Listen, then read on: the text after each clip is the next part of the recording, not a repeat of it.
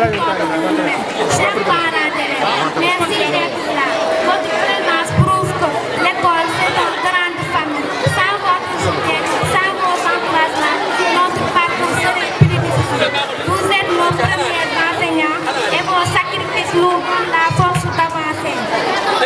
Chers camarades, souvenons-nous que cette école est notre deuxième maison. Ce que nous apprenons ici dépasse les livres. Nous apprenons à vivre ensemble, à nous respecter, à viser l'excellence.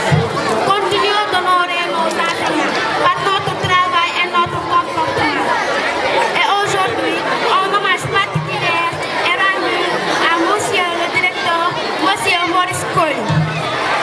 Comment parler de l'école, notre école, sans parler de vous? Depuis tant d'années, vous êtes le cœur battant de cet établissement. Vous avez été plus qu'un directeur, un guide, un père, un gardien de nos valeurs. Vous nous avez appris que la discipline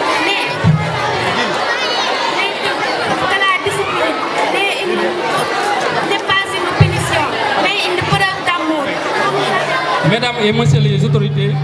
chers parents, chers collègues enseignants, chers élèves, autour de cette belle journée. C'est un honneur pour moi, en ma qualité d'action au directeur, de vous souhaiter la bienvenue à cette journée de l'excellence. Aujourd'hui, nous célébrons le travail, la persévérance et le mérite. Vous, chers élèves, êtes la fierté de cette école. Soyez les bienvenus chez vous. Aujourd'hui, alors que nous célébrons l'excellence, nous honorons aussi un homme d'exception, Monsieur Maurice Coly. Monsieur le directeur, vous partez à la retraite après des années de service, de rigueur et de passion pour cette école. Merci pour votre vision, votre exigence et votre humanité. Que cette nouvelle étape vous apporte repos et fierté. L'école vous dit beaucoup, l'école vous doit beaucoup. Merci, monsieur le directeur, à toutes et à tous. Je vous prie de recevoir mes sincères remerciements. Que la fête soit belle. Merci. Monsieur le directeur, ak les enseignants ñu fekk fii ñi fi jàngale yëpp maa leen nuyu di leen sant di leen gërëm sama teewaay fii nag tey dafa nekk sama grande sœur Khady Diop moom moo nekk marraine bi yaayu Ouli Sarr mu am benn décès grande frère papa moo décédé mu ne naa ko ñëwal fii teeweel ko man nag mënuma wax damay nuyoo rek jox kàddu gi Ouli Sarr moom mu eggale. Salaamaaleykum maa ngi leen di nuyu ku ne sa tur ak sa sant di nuyu directeur di nuyu les enseignants et les enseignantes di leen wax ne sama yaay moom lañ ko marraine waaye dañoo am dessert ñu yónni sama tante Fadiane di wax ni kontaan nañ trop ci marrainage bi ngeen marraine sama yaay gis nañ yëg-yëg bi te bu leen neexoon mënoon leen ko bañ a def parce que man président bi j'ai été passé la école waaye dañ maa boole ci école bi lépp lu ñuy def boole ma ci di leen wax sant naa leen gërëm naa leen la fête soit belle.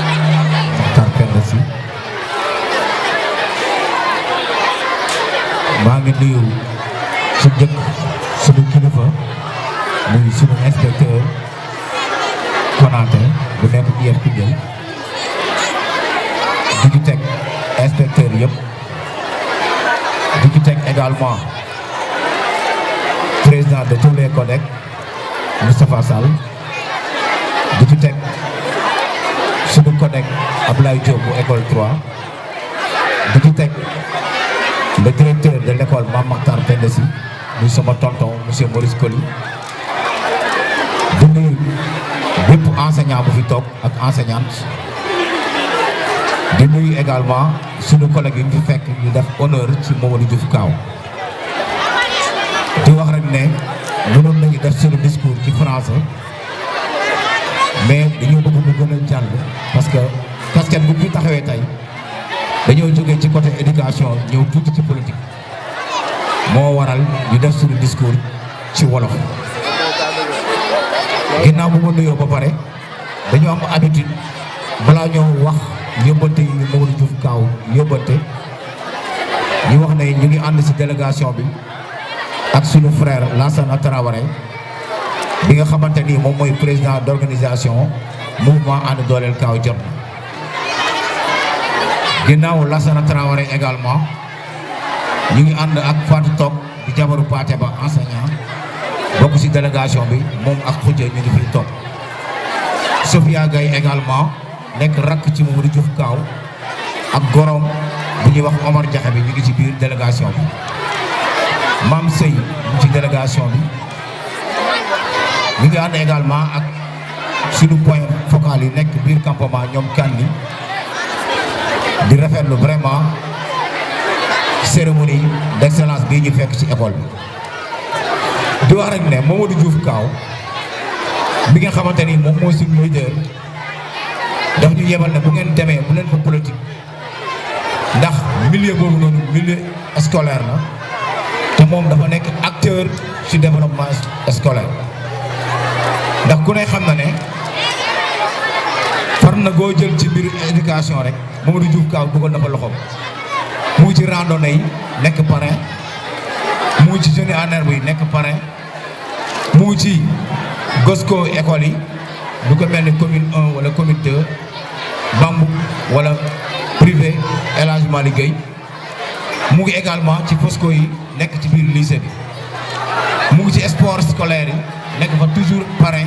ci at yi yëpp weesu donc Mamadou Diouf Kaaw bu ngeen ko wooyee ci mel nii def ko parrain wax dëgg yàlla dafa jàpp ne lii féddali kóllëre la mënoon na fee taxaw waaye dafa am voyage bu gàtt bu mu demoon mais ñëw na quand même dafa génnoon dem Chine def na fa ay 15 jours mais ñëw na tey suba lu mu ñu wax mooy naka laa mën a def pour fekkee cérémonie bi comme man école bi yàlla dafa def ma jàngee fi CI ba CM2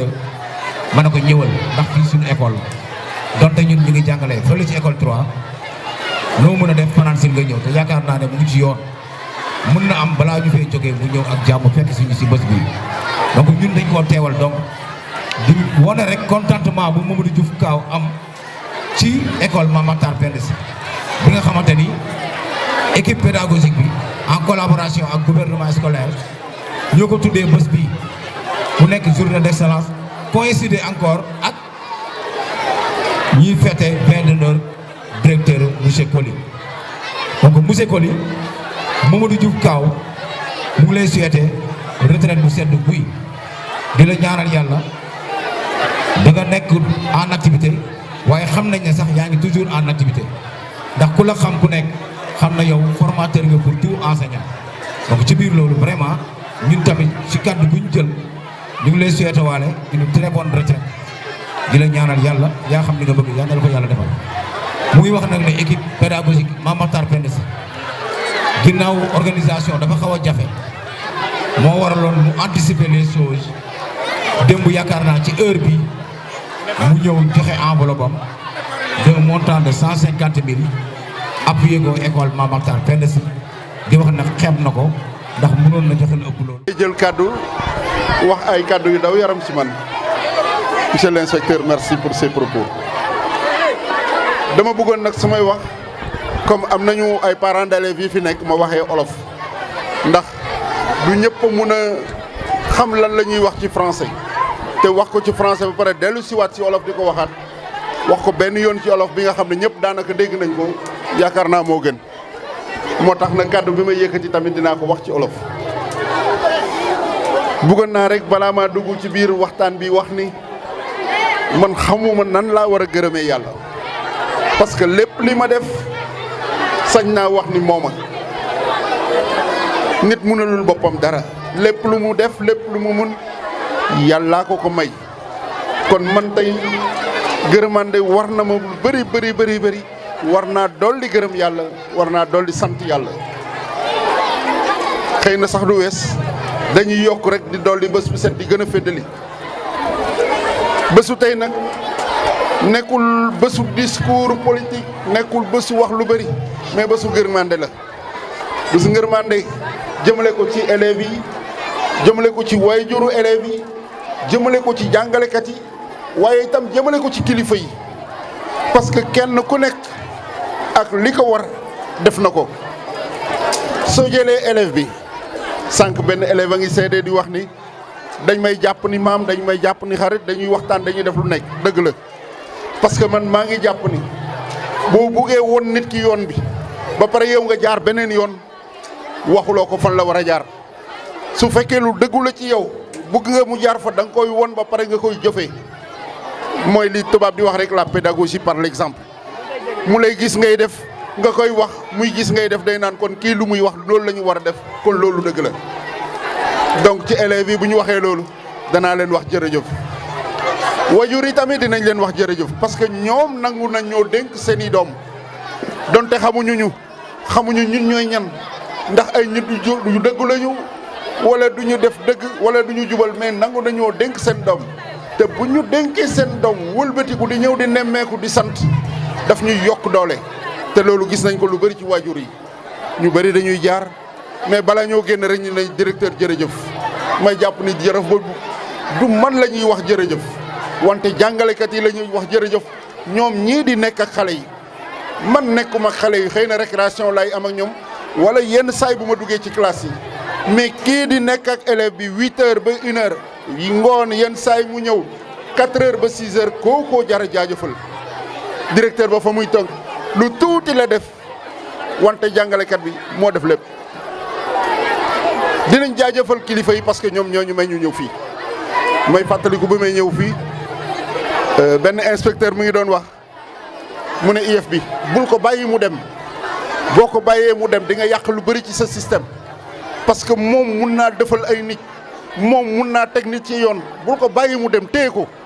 même bu jaree nga génnee ci sa budget sax di ko fay téye ko nga jox ko. ma ne ko non mon inspecteur xaalis bi taxul sax may dem mais dafa nekk ni man ak xale yi dafa am li nga xam ne man mënu ma ko expliquer dañ may manqué il faut que ma duggaat nekk ci seen biir nekkat xale ci seen biir nekk mag ànd ak jàngalekat yi nekkat mag ànd ak waajur yi il faut que man ma demaat duggaat école parce que am na li nga xam ne war naa ko mun a séddoo ak jàngalekat yi bu ma toogee fii du ma am jot bu ma koy séddoo après inspecteur ba ne comme loolu mooy sa choix dama koy respecté mais xam naa ni yaa ngi dem école mais inspection heure bu ma la soxla damay dagg sa liggéey nga ñëw liggéeyal ma ba pare dellu ma ne ko loolu du ñu boole moi je suis un agent de l'État je suis appelé à servir boo ma yóbbu woon feneen sax ne ma liggéeyal bu fekkee sama liggéey laaj na ko danaa la ko defaral kon man awma xaar ma yàlla si liggéey bi heure boo ma wooyee rek amul problème parce que nag dañuy fàttaliku bu ñu door a ñëw inspection Ablaye Wade lañu fa fekkoon inspecteur Ablaye Wade lan la mu njëkk a wax est-ce que buñ la yeewoon 2 heures du matin ne la kaay liggéey di nga ñëw ma ne ko bu fekkee jël si nañ ma sama kër dinaa ñëw liggéey mais buñ ma jël si wul nag gisuma lan moo may obligé ma ñëw liggéey mu ne ma da ngaa war a ñëw nag buñ la wooyee da ngay ñëw IEF bu la wooyee da ngay dagg sa yite yëpp nga ñëw ci moom ma ne ko ba mu des nelaw parce que bu ma nelawul nelaw bu doy boo moytul du ma mën a productif le lendemain mu ne ça importe peu il faut être toujours présent et il faut donner le maximum de soi-même ma ne ko li nga wax noonu dinaa ko takk téere mu may testé ñuy dem ba ci biir inspecteur bi Iden lañ ko doon wax bu njëkk ba parce que inspection départementale la Iden bi ne ko Ablaye kii bu ñu rëccee rek dinañ am problème bàyyi ko planification bi mu jox ma machine ndeke machine bi dafa am virus mu ne ma defaral ma série de calcul yi bu ma defee calcul yi rek machine bi faussé su ma defee rek machine bi faussé mu ne IEF kii xamul dara bàyyi ko mu dem daf ñuy tardel ma daal di jóg rek bëgg a dem sama yoon IEF bi nee ma maa la woo wala moo la woo ma ne ko xaw ma ko ma woo de dañ maa ne kaay wuy inspection rek mu ne man maa la woo man maay inspecteur bi ma ne ko waa d'accord mu ne ma toogal après Ablaye Wade ne yow mënoo machine ma ne ko waa d'accord ma ne ko léegi defal calcul bi ma xool ndax man maa mënul mu def calcul bi faux mu defaat mu faux ma ne ko monsieur l'inspecteur bu ma génnee da nga maa war a topp de ndax yow tamit mënoo machine mu ne ma booy bàyyi li ngay wax ma ne ko waa d'accord après mu ne IEF kii machine bii baaxul utal ko machine liggéeykat la ñu door a dem may wax ni rek bu ma nekkee si biir jàngalekat yi moi je suis à l'aise parce que damaa jàpp ni man dañ maa tàggat te biñ ma tàggatee waxuñu ma lii ñu lay jàngal pour yow la dañ ma tàggat ñu ne ma lii ñu lay jàngal na nga ko jëfee ci terrain bi ndax mu doon njëriñ nag kenn xamul fan la mun na nekk ci xale bi mun na nekk ci waajur bi mun na nekk ci jàngalekat bi mun na nekk feneen moo tax fuñ ma wooyee liggéey rek moi je suis toujours d'accord je suis toujours opérationnel je me dis que c'est mon droit le plus absolu parce que qui cesse d'apprendre doit cesser d'enseigner kon man dama war a gëstu di jàng loolu mooy wane li inspecteur wax léegi c'est vrai man Maodo nee na naa ko appuyer ma xam ne dama war a jàng mënu ma ko appuyer ma enregistrer lu muy wax bu ma demee toog ma jàngaat xool ci machine bi ndax noonu la heureusement que maa ngi amoon Dieng ak ñële ma ne leen jël leen note bu ñu demee ñu séddoo comme ça ñu def mise à niveau bésu tey nag bésu Gërmande la du ma dugg ci yenn détails yi je veux vraiment dire un grand merci à l'équipe pédagogique à tous les parents d'élèves mais aussi à tous les élèves et dans ces remerciements aussi maa ngi ciy bëgg a yokkaale waa inspection parce que amuma ci ak kenn xarma yàlla te yombul nekk ak ay mag parce que école Mame Matar Penda Sy ñi fi nekk ñëpp ay kilifa lañu kenn ku nekk responsable de famille nga mais terewul da ngay noot sa bopp parce que da nga maa def kilifa man tamit may noot sama bopp def la kilifa ñu mun a ànd te ànd bi daanaka fukki at a ngi nii te ci biir fukki at yi gëmuma ni kenn ñeme naa mun a yëkkati loxoom ne def nga ma nii mu naqari ma def nga ma nii def nga demi parce que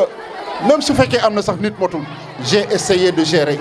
j'ai essayé d'aider j'ai essayé de partager dafa yombul nag kenn ku nekk mënoo xam lu mu soxla ba mu mot moo tax dama naan damay jéem rek motaluma damay jéem léegi nag su fekkee ca la ma jéem nag am na fi nga xam ne juum na maa ngi wax ñu jéggal ma sama motadi la mais du sama tayef su fekkee nag la ma jéem doy na leen neex na leen nañu xam ne ñoom ñoo ko yelloo ñoom laa ko waroon a defaral naa leen ko man amuma ci benn ndam bu ñu ciy ut rek mooy ndamu élèves yi su élèves yi amee ndam rek kenn ku nekk si ñun dana kontaan de bu kontaanee rek ndam baa nga noonu man foofu laa ko jàppee amul dara lu ñuy rëy lépp lu ñu fi def rek yàllaa ñu ko may dañuy dolli di ñaan yàlla mu ñuy gën a yokk sutura ñuy gën a defaral xale yi ñuy gis seen bopp ci biir résultat yi di rafet ndax ñëpp di naan école bi école bi du école Mouss du école Maurice Coly de école bi école jàngalekat yi la te bu fekkee école jàngalekat yi la ñëpp a ngi ci biir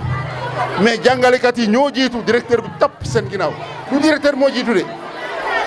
jàngalekat yi ñooy jiitu directeur topp seen ginnaaw di xool lan la leen mun a jàppale ba ñoom ñu mun a jàngale bu baax fan moo des mu ñëw jàppale leen fan mooy fi nga xam ne baax na mun a ko yokkal foofu moo gën a baax loolu mooy rôle directeur du gendarme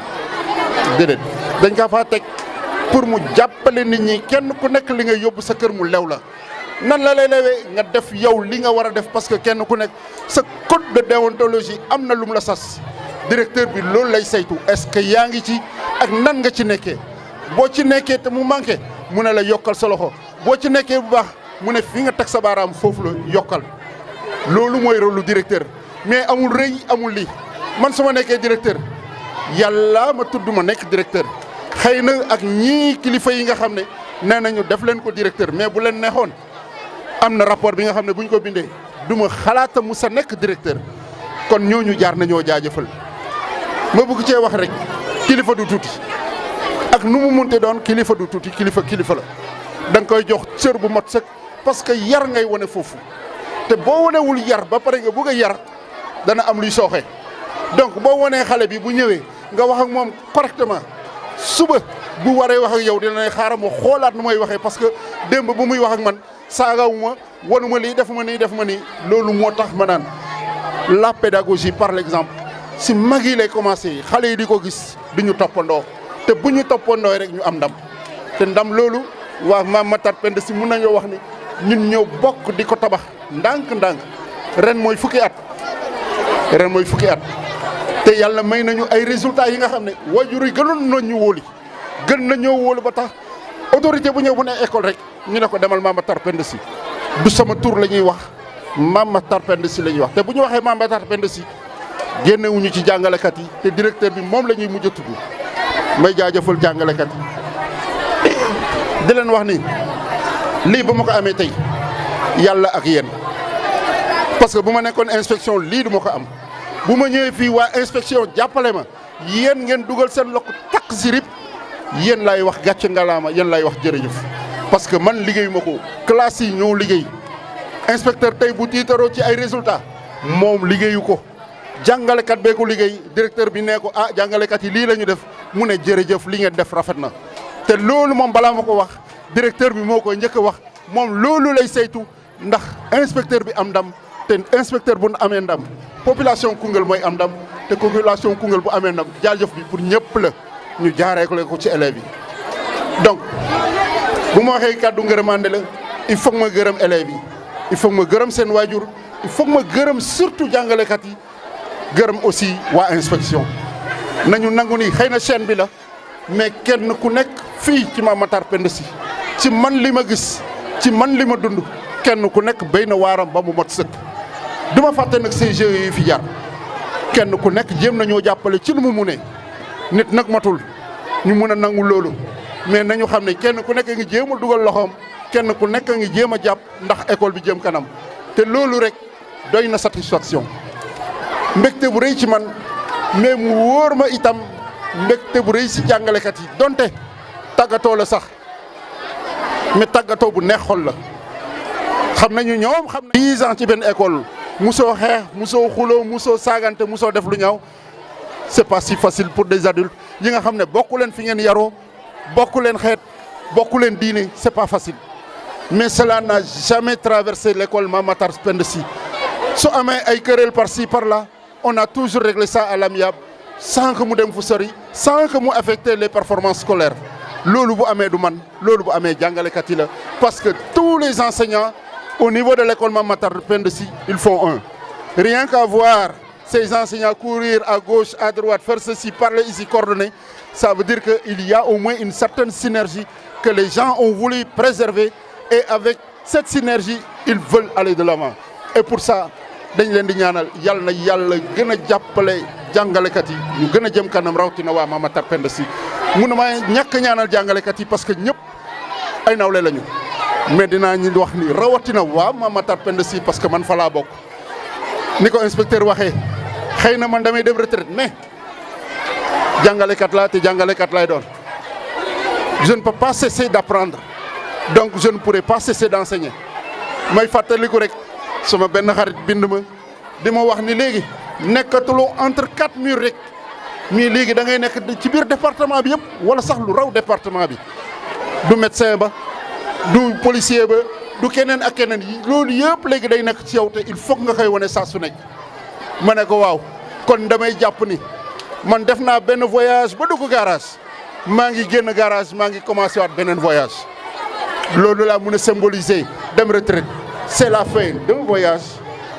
voyage parcours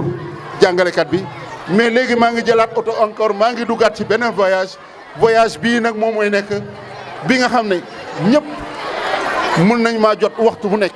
parce que léegi nekkatuma waa école mais léegi waa askan bi yëpp lay doon waxtu bu nekk en tout cas c'est en ce moment peut-être que je vais dire merci à tous les enseignants de Mame Matar Penda Sy merci à l'IEF d'avoir été présent merci aux anciens parce que je vois ici d'anciens amis Metsar Aïssata Sako qui a témoigné merci beaucoup et je sais que si on avait donné la parole à Metsar c'est d'autres facettes qui allaient sortir parce que avec lui on a fait l'université avant de venir ici donc c'est autre chose merci à tous ce parterre aux collègues des écoles qui sont là mais aussi aux parents d'élèves et aux amis qui viennent témoigner de leur sympathie à tout le monde je dis un grand merci te di ñaanal ñëpp kenn ku nekk yal na la yàlla yóbbu ba nga retraité jàmm ñu defaral la bés bu mel nii wala bés bu ko sut mu doon li nga xam ne nekkatul sax waa école ñoo koy def